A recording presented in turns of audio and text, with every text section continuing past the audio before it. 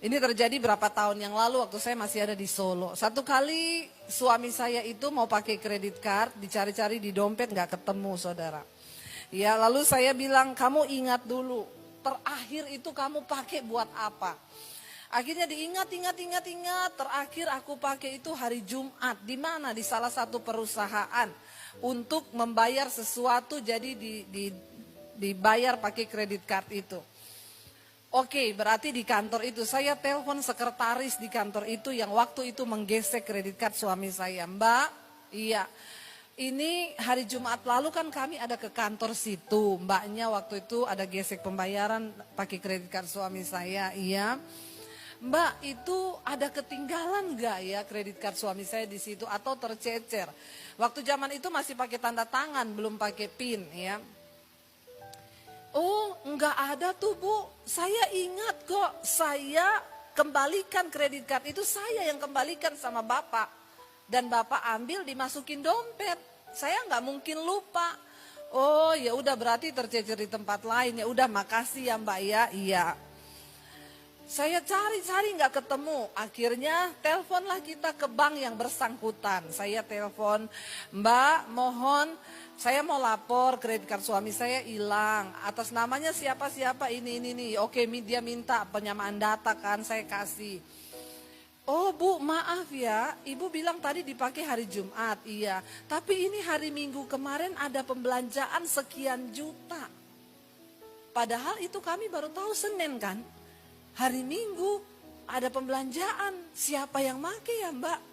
Waduh saya sih nggak tahu ya, tapi ini ada pembelanjaan di mall ini, pembelanjaan sekian, di hypermart ini, pembelanjaan sekian. Oh ya udah itu hypermart yang mana ya Mbak, bisa nggak kasih tahu alamatnya? Oh iya ada nih hypermart ini, saya pergi ke sana. Dulu saya kan mantan saudara, penyelidik. Ya lalu saya ajak suami saya ketemu sama orang hypermartnya, manajernya saya minta ketemu. Oke Pak, saya ada kasus begini Pak. Tapi hari Minggu kemarin kredit card itu dipakai di hypermart. Pembelanjaannya saya catat kan, saya minta data dari orang bank. Pembelanjaannya 6 juta sekian.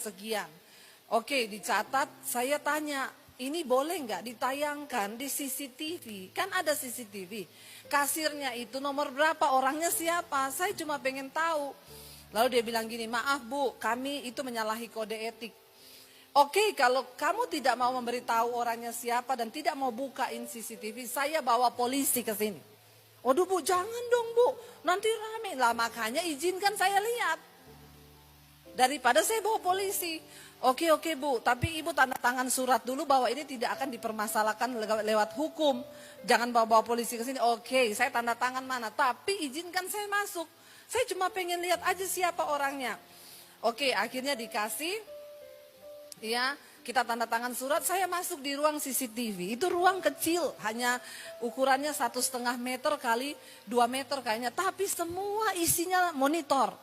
Ya TV kecil. Jadi dari ini Bu, pembelanjaan 6 juta sekian ada titik komanya. Itu ada di kasir nomor 7. Ini Bu. Tayangannya hari itu jam 2 siang. Hari Minggu ini orangnya, saudara sekretaris di perusahaan itu. Dia pakai baju hijau, pakai tas hitam, rambutnya dikucir. Saya bilang saya bisa minta print outnya enggak? Pembelanjaannya, dia beli lemari. Ya belanja saudara, ya kan ini rezeki nomplok ini ya. Dia belanja semua, lalu setelah itu dia naik ke matahari di atas. Dia belanja pakaian, ya pokoknya itu luar biasa lah. Oke, saya minta semua data struk pembelanjaannya sama foto yang pas dia lagi di CCTV. Jadi dibikinin mereka semua. Saya keluar dari mall itu, saya telepon sekretaris itu. Saya masih berharap satu saja, dia jujur ngomong minta maaf, tidak saya ramein. Saya telepon, Mbak, ya, gimana Bu masalah kredit card Bapak sudah ketemu? Mbak, saya mau tanya satu kali lagi Mbak. Mbak benar-benar nggak tahu sertifikat itu ada tercecer atau di situ atau soal kredit card suami saya Mbaknya nggak tahu. Ya Allah Bu, demi Allah. hati-hati ya. Bersumpah demi Allah. Alkitab berkata, mata Tuhan menjelajah ke seluruh bumi, melihat orang baik dan orang jahat. Dan mata Tuhan melebihi kecanggihan CCTV manapun juga, yang bisa menembusi bahkan sampai kedalaman bawah tanah. Dia bersumpah-sumpah demi Allah. Ya sudah Mbak, kalau memang Mbak tidak tahu. Tapi sekali lagi saya tanya, saya masih mau kasih dia kesempatan. Bener Bu, bener. Saya ingat saya kasih ke Bapak itu. Oke, saya telepon bosnya. Karena kebetulan bosnya itu kenal baik sama saya. Bu, saya kemarin gini-gini. Oh iya, jadi gimana itu? Saya dengar dari sekretaris saya katanya kredit cardnya hilang ya. Iya. Dan ibu tahu pelakunya siapa? Saya cerita. Ini saya sudah mengantongi semua bukti dan foto dan segala macam. Oke, besok saya tunggu ibu dan bapak di kantor kami. Saya bilang, Bu, ibu itu bekerja di salah satu perusahaan yang cukup ternama loh. Kalau ini kena ke semua orang bahaya loh Bu.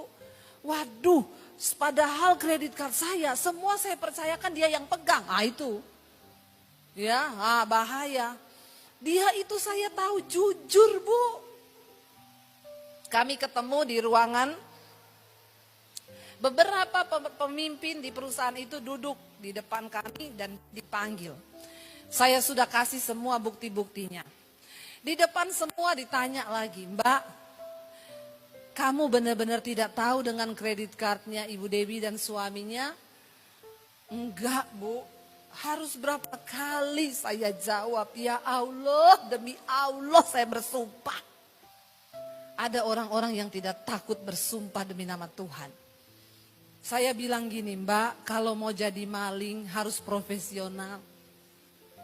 Orang itu mau bohong juga butuh keahlian.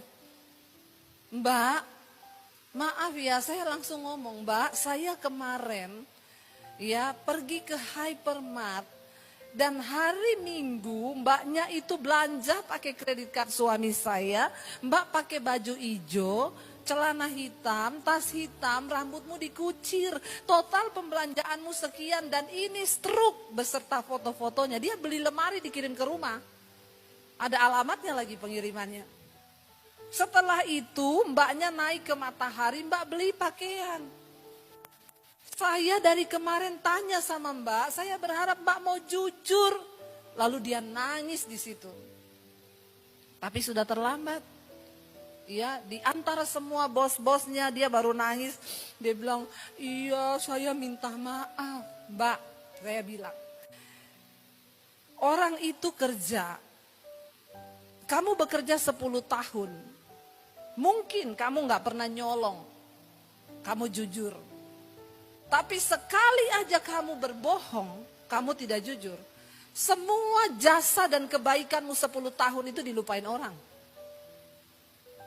Saya cuma mau bilang ya Mbak, kamu satu kali ketemu teman kantormu di luar, mereka tidak akan ingat gini, wih dia dulu kerja 10 tahun jadi asisten pribadinya bosnya loh. Orangnya itu baik, jujur enggak. Yang orang akan ingat terakhir yang kamu bikin apa? Itu dipecat dari kantor dulu. Kenapa? Nyolong kredit cardnya orang. Nyolong kredit cardnya nasabah. Jadi 10 tahun kebaikanmu akan dilupakan orang. Cuma karena satu ketidakjujuranmu. Nah waktu itu saya bilang sama bosnya, Bu, tolong dimaafin kasih kesempatan lagi untuk tetap kerja. Karena dia memohon-mohon kepada saya.